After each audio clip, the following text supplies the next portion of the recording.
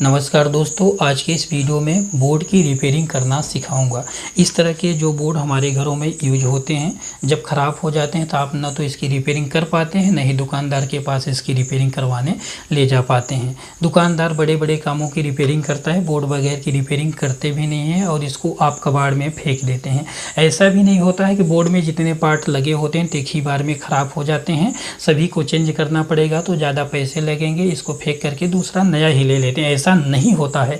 इसमें एक या फिर दो ही पार्ट इसके ख़राब होते हैं, इनकी वजह से पूरा बोर्ड बेकार हो जाता है या फिर इसके तार कहीं से टूट जाते हैं, आप तार जोड़ नहीं पाते हैं, न ही किसी से जुड़वा पाते हैं, इसलिए इस बोर्ड को पूरे कबाड़ में फेंक देते हैं। चाहे बोर्ड कितना भी महंगा हो, कभी न कभी ज़रूर ख़राब होगा। यदि आप नॉर्मल बोर्ड की वायरिंग सीख जाते हैं, पार्ट को चेक करना सीख जाते हैं, तो इसी तरह से चाहे बोर्ड कितना भी महंगा हो उसमें भी यही पार्ट लगे होते हैं। आपको सीधे समझना है एक स्विच के बारे में और एक सॉकेट के बारे में।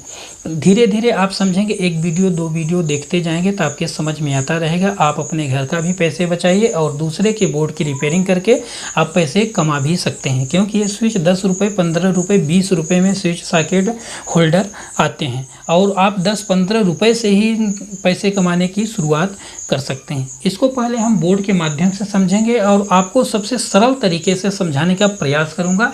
एक बटन और एक सॉकेट, 5 पिन सॉकेट, यदि एक का आप समझ गए तो 2 का भी समझ जाएंगे, 3 का भी समझ जाएंगे, 4 का भी समझ जाएंगे। जब आप 4-5 का समझ गए तो चाहे बोर्ड कैसा भी हो, आपको नियम समझ में आ गया तो आप वायरिंग कर लेंगे, कनेक्शन कर लेंगे, पार्ट की चेकिंग कर लेंगे, इसका कौन सा पार्ट ख़राब है, किसको, उसी को केवल चेंज करना है। बाकी हमको दूसरे से नहीं लेना देना है, लेकिन आपको चेक करने का तरीका आना चाहिए। सबसे पहले तो हम इसकी वायरिंग समझ लेते हैं, इसको हम उपकरण समझ लेते हैं। जो 5 पिन सॉकेट हैं, बल्ब होल्डर है और ये सब 2 पिन सॉकेट हैं, जिससे हमको डायरेक्टली लाभ मिलता है, जिससे हम चार्जर लगाते हैं, पंखा चलाते हैं, उसको हम उपकरण कह सकते हैं।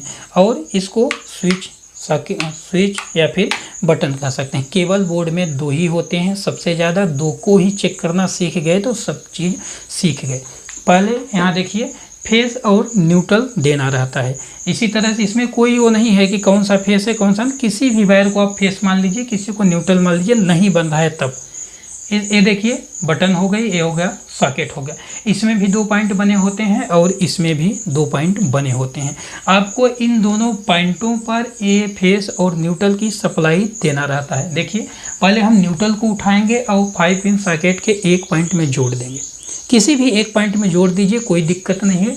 इसको हम उपकरण कह सकते हैं। पहले ही बताया कि जिससे हमको डायरेक्ट लाभ मिलता है, जिससे पंखे चला सकते हैं, जिससे बल्ब जला सकते हैं, 5 पिन सॉकेट है और उसको हम उपकरण कह सकते हैं। उपकरण के किसी एक पॉइंट में 2 पॉइंट है, ध्यान से आप समझिएगा, 2 पॉइंट है, दोनों पॉइंट में से किसी एक पॉइंट में न्यूट्रल यानी किसी भी एक वायर को ले जा करके आप इस तरह से जोड़ दीजिए। अब यहाँ तक न्यूट्रल पहुँच गया है, एक सप्लाई का वायर इसमें कनेक्ट कर दिए हैं। अब दूसरे वाले वायर को कहाँ पर कनेक्ट करना है, यहीं पर थोड़ा सा गड़बड़ी कर देते हैं। एक वायर को डायरेक्ट आप 5 पिन सॉकेट में कनेक्ट कर दिए, चाहे वो बल्ब का होल्डर हो, चाहे 2 पिन सॉकेट हो, चाहे 3 पिन हो, चाहे 5 पिन हो, सभी में 2 पॉइंट बने होते हैं। न्यूट्रल वाले वायर को डायरेक्टली ले जा करके उसके एक पॉइंट में कनेक्ट कर देना है, चाहे किसी भी पॉइंट में कनेक्ट कर दीजिए। एक पॉइंट में कनेक्ट कर दिए। अब फेस की सप्लाई को उठाएंगे। देखिए फेस की सप्लाई को उठाएं, बटन के भी 2 पॉइंट है ना, इसके निचले वाले पॉइंट में फेस की सप्लाई को दे दिए। ध्यान से आप समझिएगा, यहीं पर ये देखिए न्यूट्रल वाले वायर को डायरेक्टली हम 5 पिन यानी कि उपकरण में ले जा करके एक पॉइंट में कनेक्ट कर दिए हैं। फेस वाले वायर को उठाए, स्विच के निचले वाले पॉइंट में कनेक्ट कर दिए। अब अभी एक इसका पॉइंट बचा है और एक इसका भी पॉइंट बचा है, एक एक पॉइंट बचे हैं, दोनों पॉइंटों को इसे जोड़ देना है। अब यहाँ देखिए, यहाँ से इसे यहाँ कनेक्ट कर दिए। देखिए अब वायरिंग हो गई। इसी तरह से सभी 5 पिन सॉकेट, सभी उपकरण, सभी स्विच की वायरिंग होगी। पहले इसको आप समझ लीजिए, यहाँ से एक करंट यहाँ तक पहुँच गया, सप्लाई का एक वायर उपकरण तक पहुँच गया है, दूसरा वाला यहाँ तक आया है, स्विच के निचले पॉइंट पर कनेक्ट है।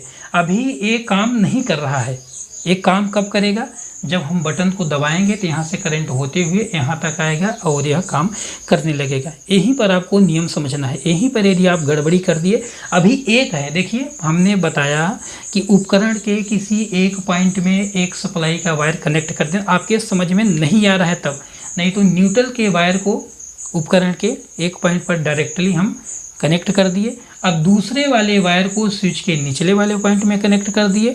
अब एक इसका बचा हुआ पॉइंट और एक इसका बचे हुए पॉइंट को आपस में जोड़ देंगे, इसकी वायरिंग हो गई। जैसे ही बटन ऑफ करेंगे तो यहाँ से सप्लाई कट जाएगी। यहाँ जो उपकरण चल रहा है, बल्ब है, होल्डर है, 5 पिन सॉकेट कुछ भी है, ये काम नहीं करेगा क्योंकि सप्लाई यहाँ बटन से कट गई है। जैसे बटन को ऑन करेंगे यहाँ से करंट यहाँ तक आ जाएगा और काम करने लगेगा। यही तरीका, इसी तरह से आप चेक भी कर लेंगे। चेक करने का तरीका आपको प्रैक्टिकली भी बताऊंगा, आप टेंशन मत लीजिए, पहले आप समझिए तो कैसे वायरिंग होती है। अब यहाँ देखिए 2 है, 2 स्विच है और 2 सॉकेट है। एक बल्ब होल्डर है, इसके भी 2 पॉइंट बने होते हैं, इसके 2 पॉइंट, इसके 2 पॉइंट, इसमें भी 2-2 पॉइंट होते हैं। अब एक को हम समझ गए, हमने बताया कि न्यूट्रल के वायर को 5 पिन सॉकेट के किसी एक पॉइंट में दे देना है डायरेक्टली। इसके बाद फेस वाले वायर को, अब इसमें ये भी नहीं पहचानना आता फेस न्यूट्रल, उससे भी कोई दिक्कत नहीं है। आप किसी एक वायर को सीखने के लिए इतना ही पहले समझिए, बाकी आप जब काम करने लगें तो आपके समझ में सब कुछ आ जाएगा। पहले आप सीखने के लिए किसी एक वायर को डायरेक्टली यहाँ पर कनेक्ट करिए, दूसरे वाले वायर को स्विच के निचले वाले पॉइंट में। अब इसका एक पॉइंट बचा है, अब इसका भी एक पॉइंट बचा, दोनों को आपस में कनेक्ट कर दीजिए। अब हम 2 स्विच और 2 सॉकेट वाला वायरिंग समझ लेते हैं। इसमें भी न्यूट्रल फेस की सप्लाई देना है। हमने बताया कि जिससे डायरेक्टली लाभ मिलता है, जहाँ पर बल्ब या फिर चार्जर वगैरह लगाते हैं उसको उपकरण कर सकते हैं।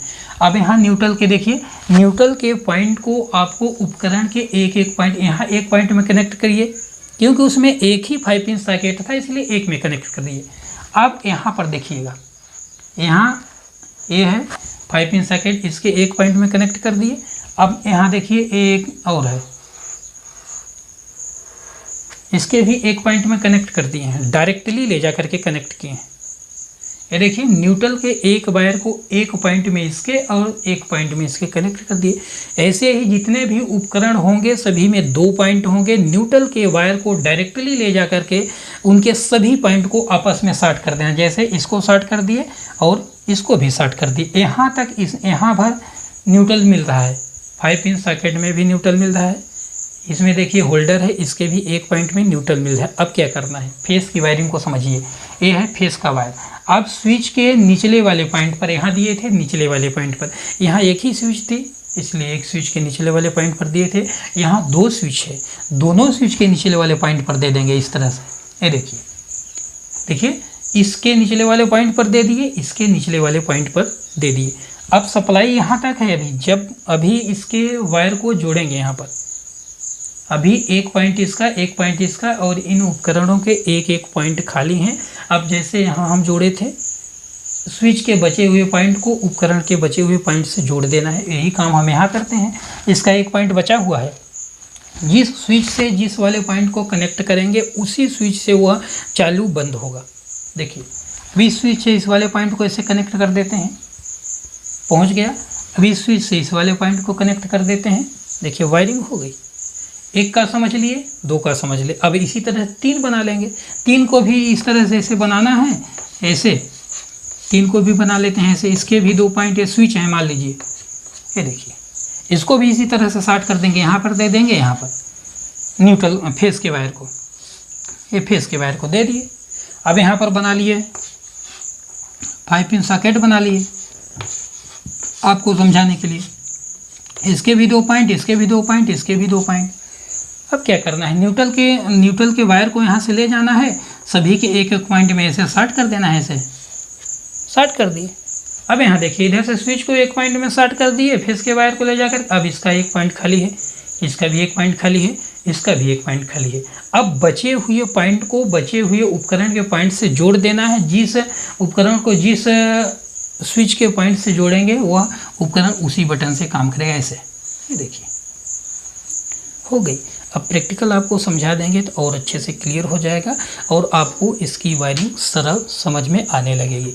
ये देखिए, इसमें स्विच हैं, 3 स्विच हैं, 3 स्विच वाला ही बना दिए, कुछ भी आपको नहीं करना है, आपको केवल वीडियो को अच्छे से देखना है, समझना है, बाकी सब आपको ये भाजी मुरई लगने लगेगा। आप पैसे कमाने की शुरुआत यहाँ से कर सकते हैं। इसी तरह से पंखे की, कूलर की, सबकी वायरिंग चेक करना है। अब आप मान लीजिए कोई फॉल्ट इसमें आ जाता है, मान लीजिए स्विच काम करना बंद कर दिया या फिर ख़राब हो गया, तब क्या करें, ये यहाँ से यहाँ तक सप्लाई नहीं पहुँचेगी और ये उपकरण काम नहीं करेगा। यहाँ यही रह जाएगी, चाहे इसको ऑन करें चाहे आप करें, कुछ भी करें, ये ख़राब हो जाएगी तो यहाँ तक करंट नहीं पहुँचाएगा, या फिर इस तरह से ख़राब होगी कि ऑन ऑफ करेंगे फिर भी यहाँ की सप्लाई नहीं कटेगी, बल्ब जलता ही रहेगा। इस तरह से आप बोर्ड की रिपेयरिंग की वायरिंग सीख सकते हैं, रिपेयरिंग कर सकते हैं। आप अगली वीडियो के लिए इंतज़ार करिए, इसी को प्रैक्टिकल करके आपको दिखाऊंगा। अभी तो आप वायरिंग समझे हैं, यदि आप स्टेप बाय स्टेप सभी वीडियो को देखेंगे तो बोर्ड की वायरिंग इतनी सरल हो जाएगी कि आप बड़े ही आसानी से अपने घर पर ही इसकी वायरिंग अच्छे से कर लेंगे।